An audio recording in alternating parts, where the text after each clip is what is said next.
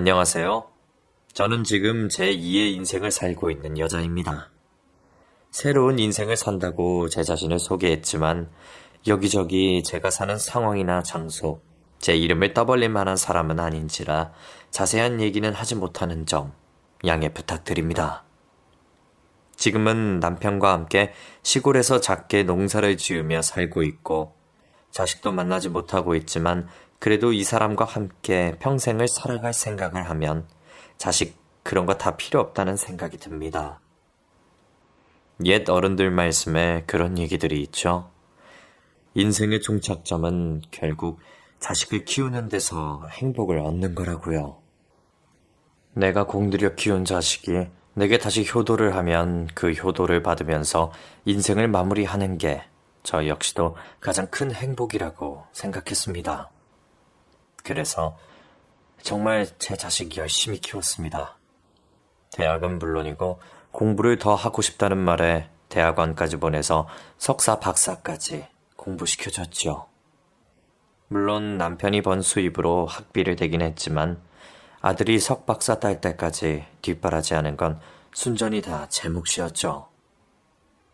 저는 제 아들이 결혼하기 전까지 아들 아침밥은 물론이고 아들 방 이불 정리, 책상 정리까지 해줄 정도였어요. 그렇게 제가 힘들게 뒷바라지해서 대학원까지 나오면 이제 끝났을 줄 알았는데 끝이 아니더라고요.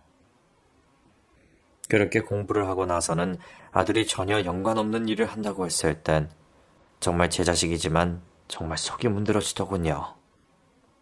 그래도 자식이니 어쩌겠습니까? 하고 싶다는 거 다 해줘야 저도 후회가 없을 것 같고 자식도 저를 원망하지 않을 것 같다는 생각이 들었거든요. 하지만 반면 남편은 저랑 너무 달랐습니다. 항상 자식에게 절절매는 저를 보면서 아이고 이 사람아, 자식이 무슨 대수라고 그래. 다 자기 각자 인생 사는 거야. 나 말이야, 내가 부모 도움 하나 받고 자란 거 없어서 그런지 내가 잘 돼도 내 덕이고 잘 안 돼도 내 탓이야. 당신이 그렇게 현우한테 절절매면 저놈의 자식은 나중에 잘 되면 자기 덕이라고 하고 안 되면 당신 탓이라고 한다니까. 괜히 자식한테 꽉 잡혀 살지 말고 나한테나 잘해, 나한테나. 하면서 소주 대병을 들이붓는 사람이었습니다. 제 남편은 알코올 중독자였습니다. 그 사람 살아생전에는 그냥 술을 좋아하는 사람인 줄 알고 살았죠. 하루에 기본 소주 한두 병씩은 무조건 마셔야 잠을 잘 수 있었고 술이 없으면 밥도 안 먹는 사람이었습니다.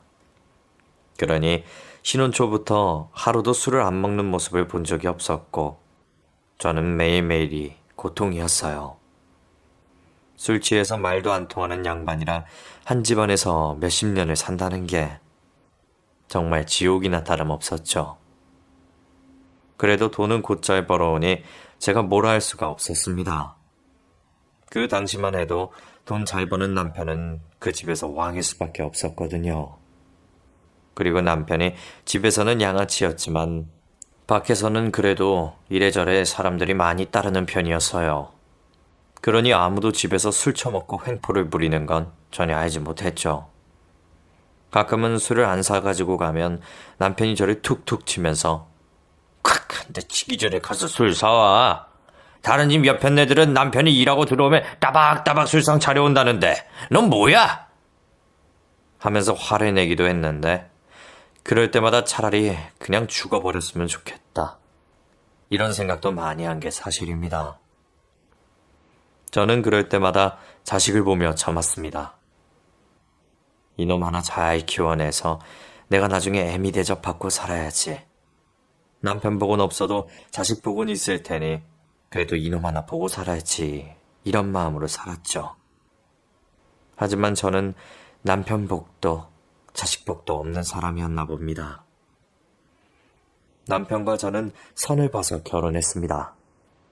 25 여름에 그 사람을 만나 그해 겨울에 결혼을 했으니 이 사람을 정말 내가 좋아해서 결혼을 하는 건지 아니면 그냥 남들이 하라고 하니까 하는 건지 나 자신에 대한 고민을 할 시간도 없이 식부터 올렸습니다. 저희 남편 집안은 꽤 괜찮은 집안이었습니다. 시아버지는 동네에서도 땅이 꽤 많은 부자였고, 시어머니 역시 시아버지 뒷바라지를 하면서 남편을 키워왔다고 했습니다. 남편은 3남 2녀 중에 장남이었습니다.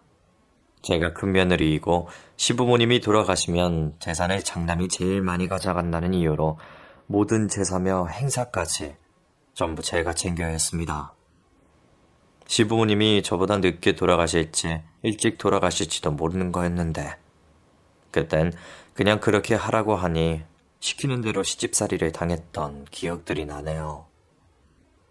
제사는 또 어찌나 크게 지내는지 한 달에 한 번씩은 시댁에 가서 전날부터 제사 준비를 돕고 그 집에서 자고 또 일어나 저녁까지도 계속 장만을 해야 했습니다.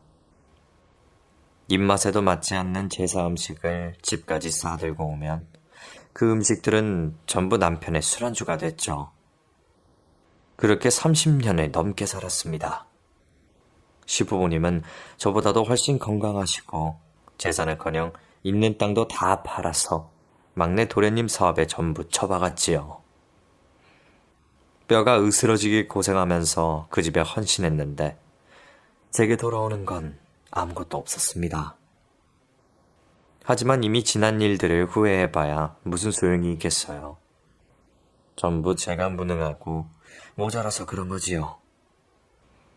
제 나이 60이 넘어 이런 것들이 하나 둘씩 떠오르고 흘려보낸 세월들이 너무 아깝다는 생각을 하니 울컥함이 가슴속 깊숙이부터 올라오네요. 처음부터 그런 집인 줄 알았다면 결혼도 안 하고 혼자 사는 건데 내가 왜 결혼하자마자 자식을 낳아서는 이혼도 못하고 이런 남자와 30년을 넘게 살았는지 제 인생에서 가장 후회할 일을 꼽으라면 바로 제 남편과 결혼을 한 것입니다.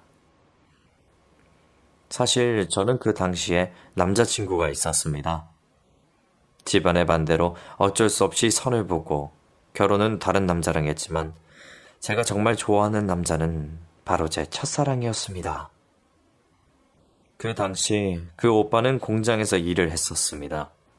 이 사람과의 결혼을 꿈꾼 건 아니지만 그래도 저희 두 사람 참 애틋한 사랑을 했었죠. 그 오빠의 이름은 최민중이었습니다. 저보다 3살 나이가 많은 오빠였고 고향에서 함께 지내다가 서울로 가게 되면서 저희 두 사람은 장거리 연애를 했었습니다. 주말에는 오빠가 고향으로 와서 읍내에 나가 데이트를 하기도 하고 생전 처음 그 오빠를 만나기 위해 버스를 타고 2시간을 달려서 서울에 간 적도 있었습니다.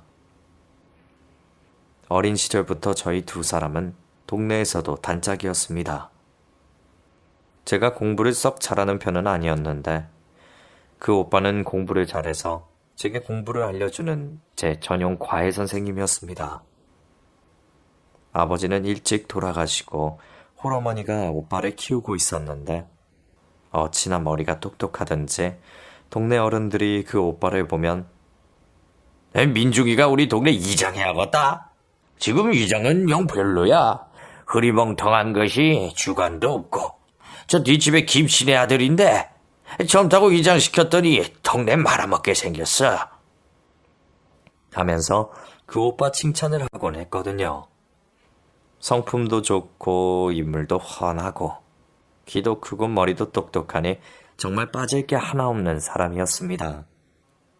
하지만 단 하나 단점이 있다면 집안이 찢어지게 가난하다는 사실이었습니다. 홀어머니를 두고 사는데도 어머니가 다리가 아파 일도 잘 하지 못하다 보니 돈도 없고 그러다 보니 공사장에서 일을 하며 생계를 책임지는 건 그 오빠였거든요.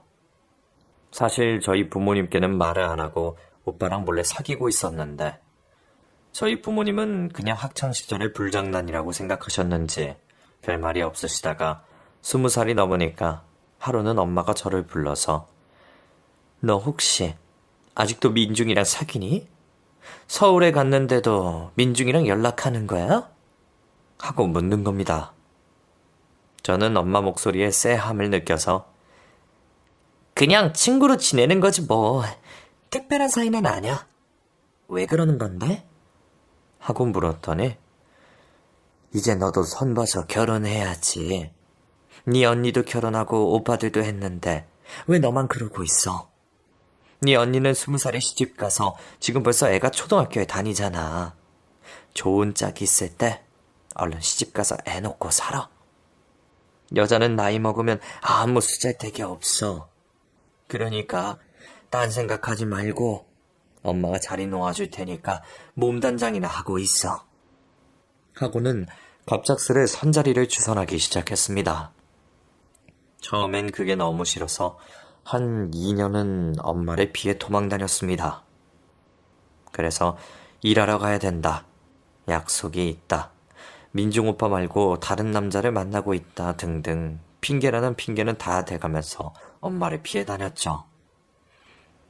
그렇게 엄마한테 거짓말을 하면서도 민중 오빠를 만나러 갔었는데 하루는 엄마는 어떻게 알았는지 너 한 번만 더 민중이 만나러 가면 다리 몽댕이를 내가 다 분질러 버릴 줄 알아.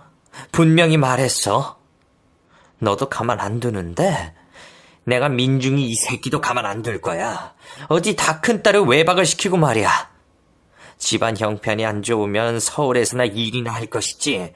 남의 집 귀한 딸을 허락도 없이 데려가서 연애를 하고 지랄이야 지랄이. 하면서 오빠 욕까지 하더라고요. 그런 엄마를 보니 이러다간 정말 큰일이 났겠다 싶었고 어쩔 수 없이 저는 엄마 손에 이끌려 여기저기 선을 보러 다니다가 지금의 남편을 만나게 된 겁니다. 까무잡잡한 얼굴을 가진 제 남편의 첫인상은 무뚝뚝하고 무서웠습니다. 하지만 집안이 부자라는 이유 하나만으로 저희 부모님이 저 몰래 결혼 날짜를 잡아놓았어요. 제 결혼식 치르기 2주 전에 이 사실을 알게 될 정도였으니 그때 제 심정은 말도 아니었죠. 혹시라도 제가 도망갈까봐 저희 부모님은 저를 집 밖으로 한 발자국도 못 나가게 막으셨죠. 그렇게 결혼식을 앞둔 며칠 전 어렵게 집 밖을 빠져나와 민중 오빠를 만나서 오빠, 나 결혼해. 이제 우리 그만 연락하고 지내자. 오빠도 좋은 사람 만나고 나 잊어. 우리 오래 만났는데 그동안 너무 좋았어. 진짜로. 우리 이제 다시는 만나지 말자, 오빠. 미안해. 그리고 그동안 정말 고마웠어. 하며 오빠와 이별을 했습니다. 제 얘기를 들은 오빠는 눈물을 보이면서 그래. 좋은 사람 만났다니 다행이다. 네가 정말 행복하길 바랄게. 좋은 사람이었으면 좋겠어. 네 남편 될 사람 말이야. 종종 안부라도 묻고 싶지만 그러면 안 되는 거겠지? 네가 이렇게까지 하는 이유가 있을 테니까. 그래도 말해줘서 고마워. 그냥 네가 말 안 하고 사라졌으면 정말 나 많이 힘들었을 거야. 이렇게 솔직하게 말해줘서 고마워. 그리고 난 네가 정말 행복했으면 좋겠어. 잘 지내. 하고 제 앞에서 눈물을 훔치고는 서로 등을 돌렸습니다. 오빠 역시 자신의 불우한 처지로 인해 그 상황을 받아들일 수밖에 없었겠죠. 그 뒤로는 그 사람을 만날 수 없었습니다. 저도 남편과 결혼을 하면서 고향을 떠났고 자식을 낳으면서도 치열하게 살았습니다. 매일매일 울고불고 떼쓰는 자식을 보살피고 남편의 술시중과 술주정을 받아주면서 하루하루 전쟁같이 살았습니다. 사람이 너무 바쁘게 살다 보면 생각을 할 수 없잖아요. 제가 딱 그랬습니다. 사는 게 너무 힘들다 보니 정말 그 사람 생각은 하나도 나지 않더라고요. 그렇게 온갖 순환을 겪으며 30년의 세월이 흘렀습니다. 그런데 참 자식이라는 게 어쩜지 애비랑 그렇게 똑같이 컸는지 대학에 들어가면서부터 술고래라는 별명을 달고 살더니 술을 무지막지 마시더라고요. 제가 아무리 말려도 엄마! 원래 젊을 때 다 이렇게 사는 거야. 하면서 술을 들이붓고 사니 혹시나 나중에 결혼해서 지 아빠처럼 손찌검이라도 하게 될까봐 걱정이 이만저만이 아니었습니다. 그런데 우리 며느리가 될 애를 딱 보자마자 그 생각이 싸그리 사라졌습니다. 어머니, 안녕하세요? 제 얘기는 들으셨죠? 하면서 당차게 나오더라고요. 무슨 얘기? 난 아무 얘기도 들은 게 없는데. 하고 대답했더니 제 아들 어깨를 툭 치면서 당신은 나에 대해 뭐 말 한마디 한 것도 없어? 어떻게 어머님이 아무것도 몰라? 하면서 다짜고짜 화를 내더라고요. 너무 당황스러웠습니다. 그래도 시댁이라면 어려울 법도 한데 젊은 애라 그런 건가 불편한 기색이 하나도 없더라고요. 여자치고 키도 크고 어깨도 딱 벌어진 게 딱 봐도 성깔이 보통은 아닐 것 같더라고요. 제 나이대에 아들 두신 분들이라면 고분고분하고 순정적인 며느리를 원하실 텐데 저는 오히려 아들을 꽉 잡아줄 기센 며느리가 마음에 들었어요. 저희 아들이 워낙 자기 멋대로고 막무가내였는데 그 애를 휘어잡을 유일한 여자라는 생각이 들었죠. 우리 애가 어릴 때부터 젓가락질을 제대로 못해서 그냥 될 대로 되란 식으로 냅두고 키웠는데 그걸 고쳐준 게 바로 여자친구라고 하더라고요. 제가 30년을 넘게 잔소리해도 못 고치던 걸 단 1년 만에 고쳐준 여자라면 아들과 결혼시켜도 괜찮을 것 같다는 생각이 들었습니다. 그렇게 저희 집에 와서 밥 한 끼를 하는데 그 애가 그러더군요. 어머니, 어떻게 생각하실지 모르겠지만 결혼 날짜는 저희 부모님이 잡으신다고 하세요. 딸보내는 입장에서 이런 것도 시댁에 허락받아야 하냐고 해서 제가 그냥 마음대로 하라고 말씀드렸거든요. 괜찮으시죠? 라고 말하더라고요. 솔직히 뭐 결혼 날짜가 뭐라고. 저희는 상관없었고 사돈 입장도 이해가 안 되는 건 아니라서 괜찮다고 하려고 했는데 이상하게 마음속이 좀 불편하더라고요. 뭐랄까, 결혼이야 두 사람이 하는 거지만 결혼 날짜다, 예식장이다, 뭐 예물 예단이다 전부 자기들 멋대로 정해서 통보해버리니 솔직히 기분이 좋지는 않았습니다. 시어머니 노릇을 할 생각은 전혀 없었지만 며느리가 너무 제 눈치를 보지 않고 지 멋대로만 결정하니 자존심이 상하더라고요. 하지만 제가 거기서 무슨 말을 할 수 있겠습니까? 남편도 아무 말 안 하는데 제가 나서서 뭐라 하기도 그래서 그냥 조용히 가만히 있었죠. 그렇게 제 아들도 30 즈음에 결혼을 했습니다. 자식이라곤 하나뿐인데 그 녀석을 보내고 나니 10년 묵은 체증이 훅 하고 내려간 것처럼 속이 다 후련하더라고요. 자식도 보냈으니 이제 그냥 나와 남편의 노후만 신경 쓰면 되겠구나 싶은 생각을 하던 어느 날이었습니다. 그 일이 일어난 건 정말 너무나 갑작스러웠습니다. 그날 남편은 몸이 좋지 않다면서 평소보다 일찍 퇴근을 했습니다. 얼굴이 사색이 돼서는 집에 돌아왔는데 식은땀을 흘리면서 방으로 들어가더라고요. 당신 괜찮아요? 얼굴이 너무 안 좋은데? 괜찮아. 그냥 좀 피곤해서 그래. 나 한숨 자고 일어날 테니까 괜히 깨우지 마라. 밥도 안 먹을 거야. 하고는 방으로 들어가는 겁니다. 이 사람이 한동안 일이 좀 많기도 했고 새벽에 들어오는 일도 잦았는데 갑자기 너무 무리를 했나 싶은 생각이 들어서 몸에 좋은 거라도 좀 먹여야겠구나 싶었습니다. 하지만 한편으로 드는 생각은 세상 귀하다는 음식을 먹여도 늘 옆에 소주병을 끼고 사니 그게 의미가 있나 싶은 마음도 들었지요. 그 사람이 집에 돌아온 게 오후 4시쯤. 그렇게 저녁도 굶고 내리 잠만 자더군요. 궁금해서 중간에 들어갈까 망설였지만 괜히 잘 자는 사람 잠 깨웠다가 신발 한쪽 날라올 것 같아 깨우지 않고 내버려 두었죠. 이미 남편과는 각방을 쓴 지 오래라 저도 밤 10시쯤 돼서 방 안으로 들어갔고 다음날 아침 6시쯤 눈이 떠져서 남편 방을 노크했습니다. 당신 아직도 자요? 이렇게 밥을 안 먹어도 괜찮은 거야? 좀 일어나 봐요. 하고 방으로 들어갔는데 남편이 아직도 자고 있더라고요. 이 사람이 정말 왜 이렇게 잠만 자나 싶어 남편을 흔들어 깨웠는데 세상에 손이 툭 하고 떨어지는 겁니다. 그리고 남편을 만져보는데 세상 그렇게 차가울 수가 없더라고요. 사람의 온기라고는 1도 없고 그저 딱딱하게 굳은 남편의 모습에 저는 너무 놀라서 그 자리에서 뒷걸음질을 쳤고 바로 119를 불렀습니다. 구급대원들이 집에 오더니 이미 남편은 심정지가 된 상황이었고 병원을 이송해 부검을 해봐야 사망 원인도 알 수 있을 거라고 하더군요. 너무 허망했습니다. 사지 멀쩡하고 매년 건강검진에도 작은 용종 하나 없던 남편이었는데 갑자기 심정지로 세상을 떠나다니. 장례를 마치고 남편을 발인하는데도 현실감이 없더라고요.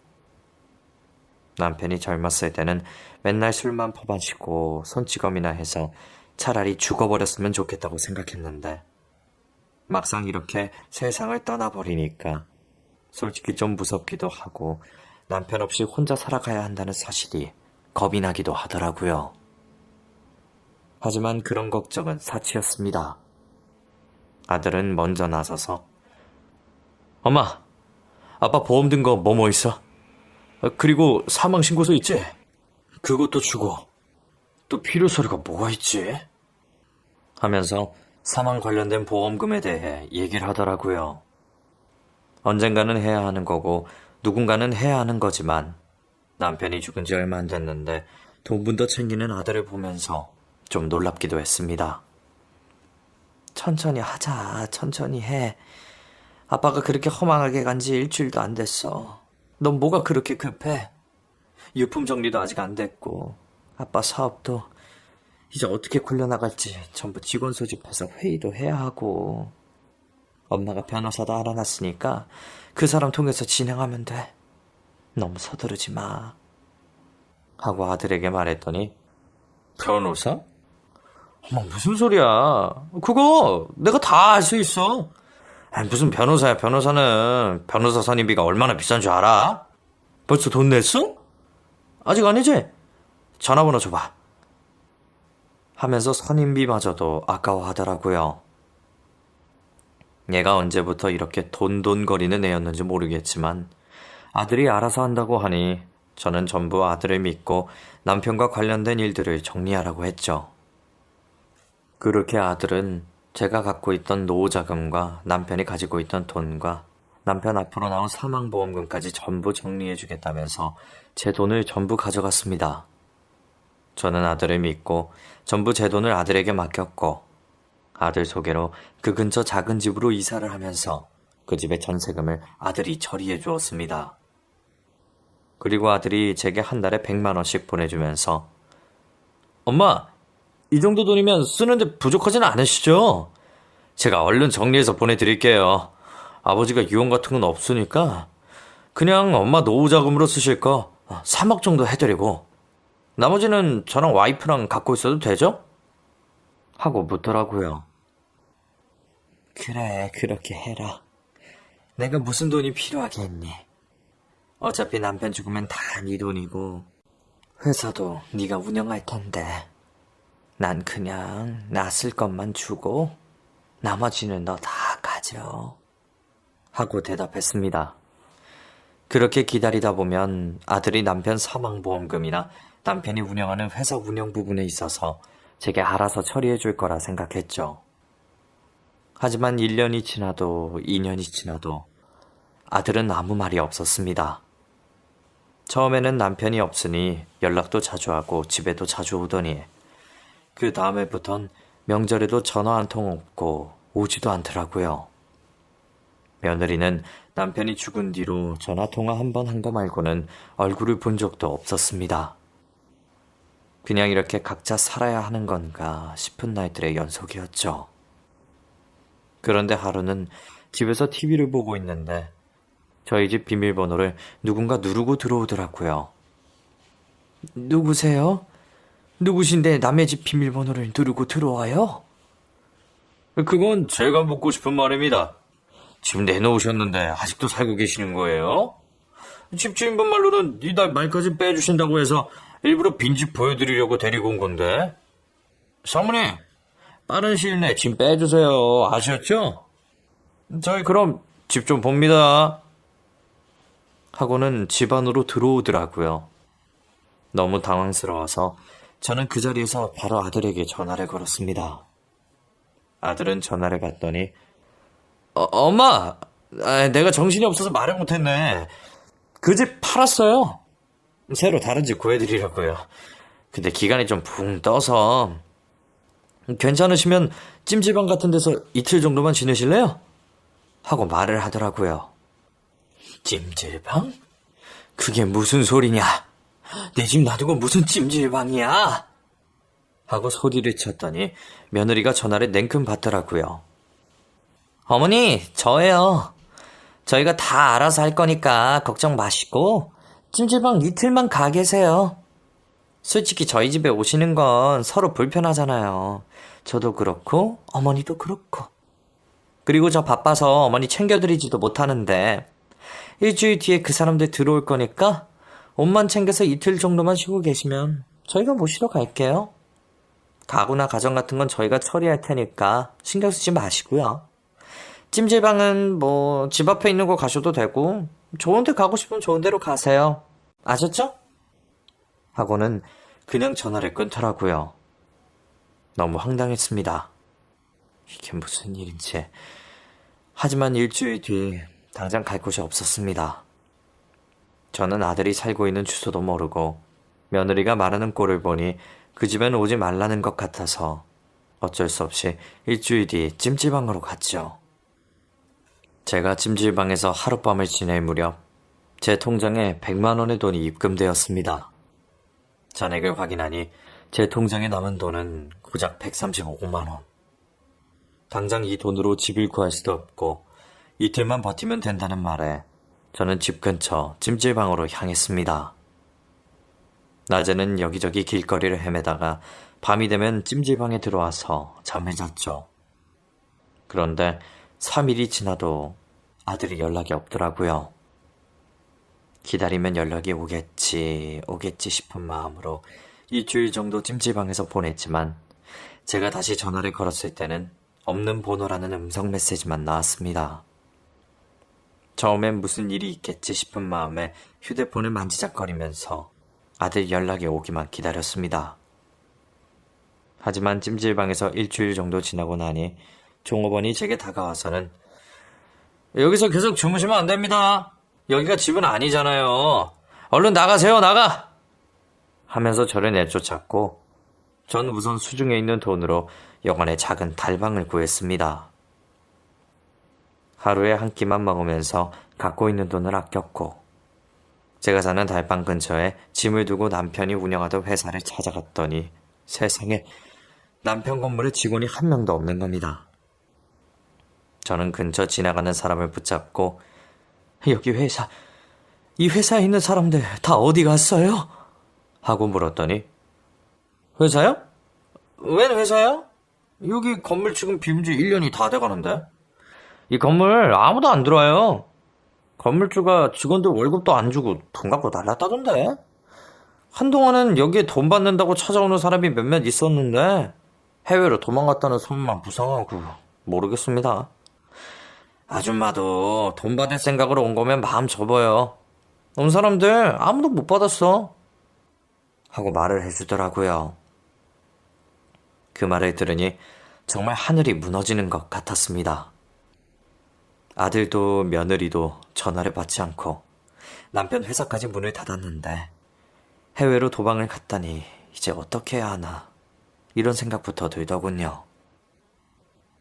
당분간은 달방에서 지내며 어떻게든 잠잘 곳이야 마련이 됐지만 평생 이곳에서 살 수도 없고 당장 일을 구해야 하는데 어떻게 살아야 할지 너무 막막했습니다. 세상에 혼자 버려진 기분이었고 자식에게 배신당한 부모라니 어디 가서 말도 못하겠더라고요. 그렇게 한동안은 사람도 만나고 싶지 않고 밥도 먹고 싶지 않고 아무것도 하고 싶지 않아서 방구석에만 처박혀 있었습니다. 그렇게 시간이 4개월 정도 흘렀고 여관 주인은 재개 기간이 만료됐으니 방을 빼라는 말을 했죠.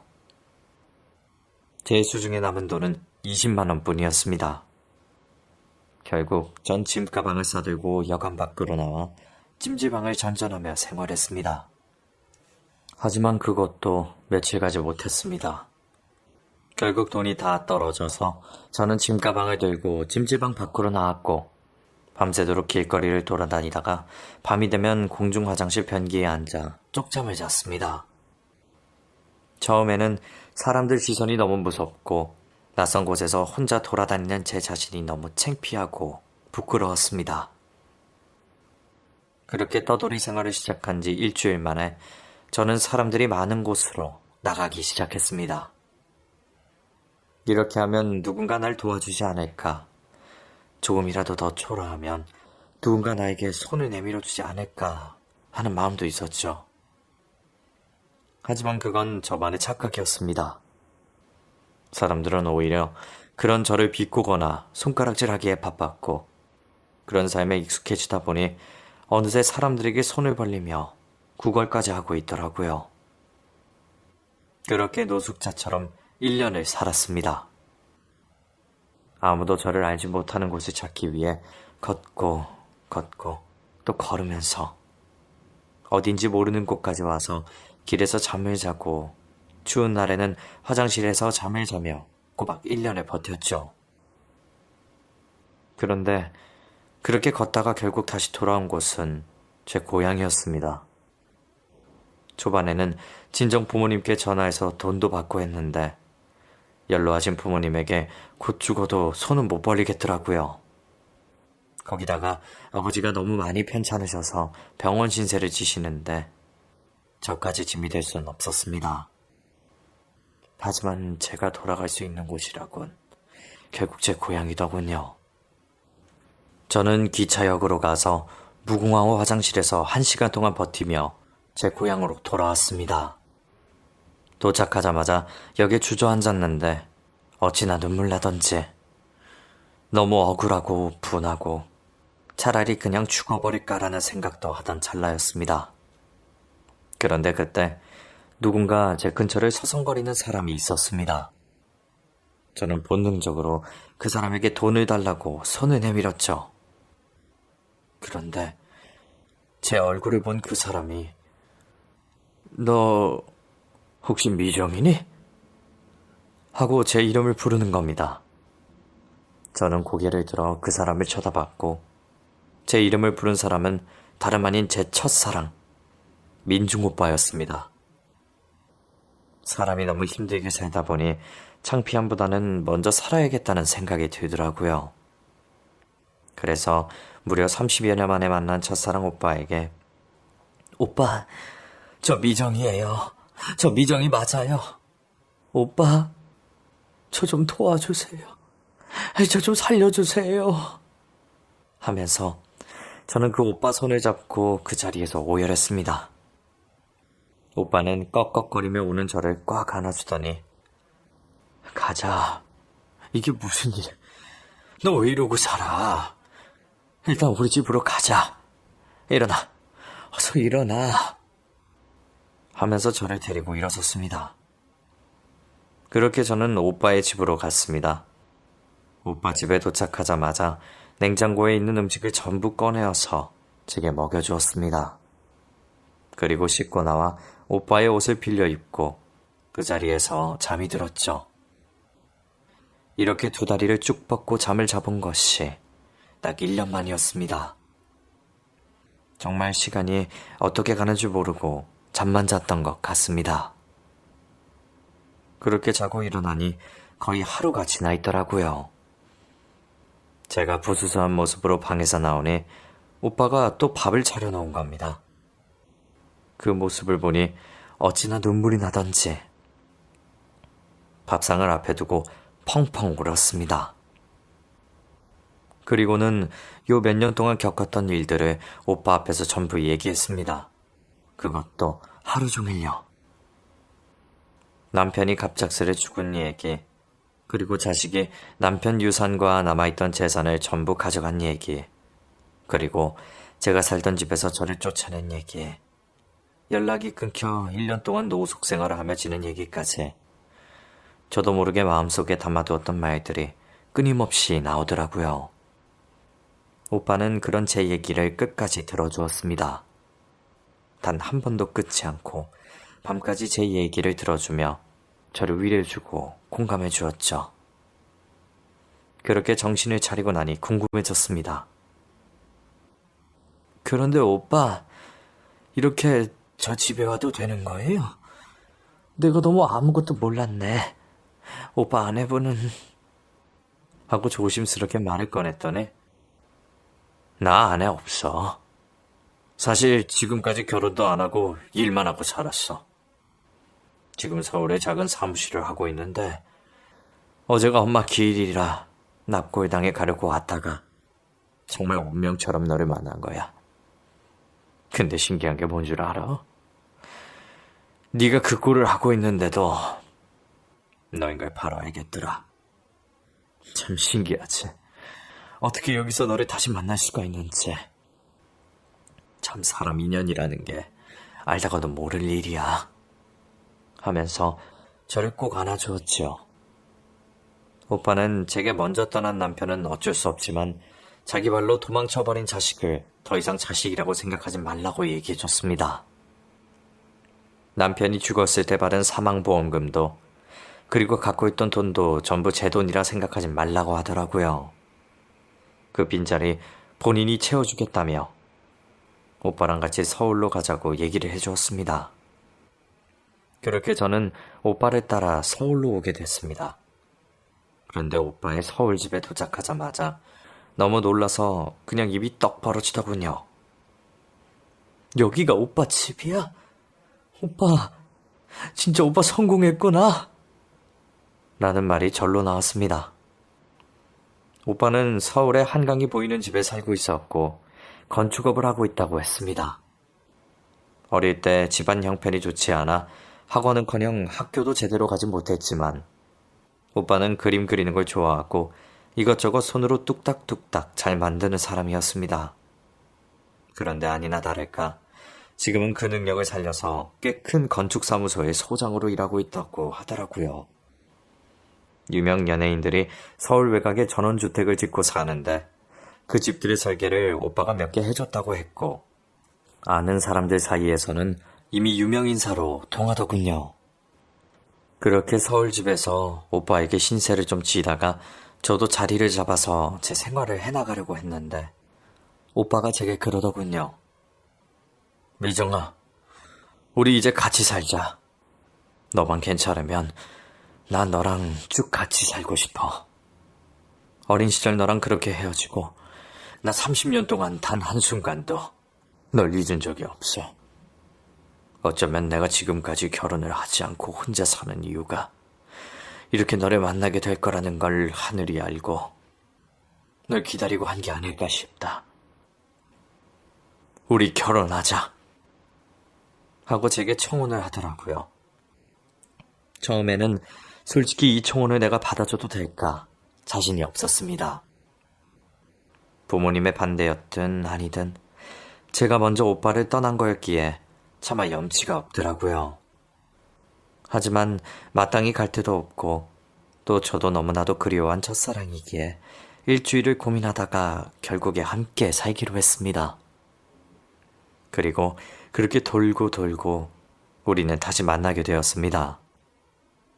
오래전 기억이지만 오빠와 함께 보냈던 그 추억들이 너무나도 선명하게 남아있더라고요.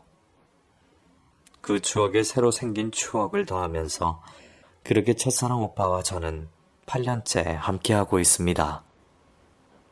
나이도 있는지라 거창한 식은 올리지 않았지만 동사무소에 가서 혼인신고도 했습니다. 그러니 남편이라고 당당히 주위에 말하고 다닐 수도 있어요. 오빠가 능력 있는 건축소장이다 보니 남부럽지 않게 풍족한 생활을 하고 있고 무엇보다 자상하고 다정한 오빠의 성격 덕에 하루하루 살아가는 게 너무나도 행복합니다. 나이 먹어 두 번째 하는 결혼이 솔직히 쉽지는 않았습니다. 친정 부모님께 이 사실을 알리는 것도 쉽지 않았고요. 하지만 부모님은 저의 재혼 소식을 듣고 누구보다도 기뻐해 주셨습니다. 제가 오빠와 결혼을 하게 됐다는 사실을 알렸던 그해, 저의 아버지가 돌아가셨고, 그 다음에 저희 어머니까지 돌아가셨는데, 그때도 오빠가 옆에서 임종을 지켜주고, 엄마 수술비에 장례까지 전부 최고급으로 가는 길을 배웅해 주었죠. 솔직히 이것만으로도 너무너무 행복하고 오빠에게 고마운 마음이 너무 큽니다. 평생 돌고 돌아 30년이 넘어 이 사람을 만났는데 저를 위해 돈을 쓸 때가 가장 행복하다는 말을 해주는 사람입니다. 솔직히 남들이 봤을 땐 입이 딱 벌어질 정도로 큰 부자는 아니지만 입고 싶은 옷 사 입고 먹고 싶은 거 먹고 사는 거, 이런 게 행복이 아닐까 싶네요. 지난 날들을 돌아보면 남편도 자식도 제 편이 돼준 사람은 아무도 없지만 돌고 돌아 이 사람을 만난 것이 어찌나 하늘에 감사한지요. 그렇게 행복하게 지내던 와중 소식이 끊겼던 아들이 저를 한번 찾아온 적이 있었어요. 어떻게 들었는지 모르겠지만 부자 남편이랑 재혼을 했다는 소식을 듣고 뻔뻔하게 제 앞에 나타났더라고요. 엄마 미안해. 내가 연락 못한 건 그동안 사업하느라 바빠서 그랬어. 이번에 믿었던 사람한테 사기당하고 아빠 유산 다 날리니까 알겠더라. 내가 믿고 의지할 유일한 사람은 엄마라는 것을. 사업을 하다 크게 말아먹은 아들은 며느리한테 이혼당하고 과거 제가 그랬던 것처럼 노숙 생활을 하던 중이었어요. 엄마, 내가 지금 잘 것도 없고 어디 갈 데도 없는데 나 엄마 집에서 며칠 신세 좀 지어도 될까? 내가 불편하면 조그만 집 하나 마련해주면 더 좋고. 아무리 그래도 나 엄마 자식이잖아. 저를 버릴 때는 언제고 이제 와서 뻔뻔하게 아들 대접을 바라는 모습을 보니 그나마 있던 정남이도 확 떨어지더라고요. 생각해보면 아들은 여지껏 한 번도 제게 작은 선물 하나 주지 않을 정도로 무심한 아들이었어요. 대접을 바라고 아들을 키운 건 아니지만 받기만 하고 베풀 줄 모르는 아들을 더 이상 받아주고 싶지 않았어요. 아무리 내 뱃속에서 태어난 자식이지만 일원 한 장 도와주고 싶지 않았어요. 바깥에서 노숙 생활을 하든 굶어 죽든 제 알 바 아니라는 생각이 들고 그 당시에는 그저 아들 얼굴 보는 것조차 거북스러웠죠. 그래서 아들에게 나는 네가 나를 찜질방으로 내쫓고 버린 순간 내 인생의 아들은 죽었다고 생각하고 여지껏 살아왔어. 내가 너 때문에 1년을 길바닥 생활했는데 이제 와서 내 도움을 바래? 꿈도 꾸지 마. 지금 네 처지 다 자업자득이야. 당장 내 집에서 나가. 그렇게 매몰차게 아들을 내쫓았죠. 솔직히 피추리기에 평생 안 보고 모른 척 할 순 없겠지만 당분간은 아들이 노숙 생활하면서 반성을 좀 해보라고 냅두었습니다. 일단 지금은 제 옆에 있는 이 사람에게만 집중하고 싶습니다. 제가 앞으로 남편과 얼마나 오랜 시간을 함께 할지 모르겠지만 제 인생의 두 번째 시작을 많은 분들이 응원해 주셨으면 합니다. 긴 사연 들어주셔서 감사합니다.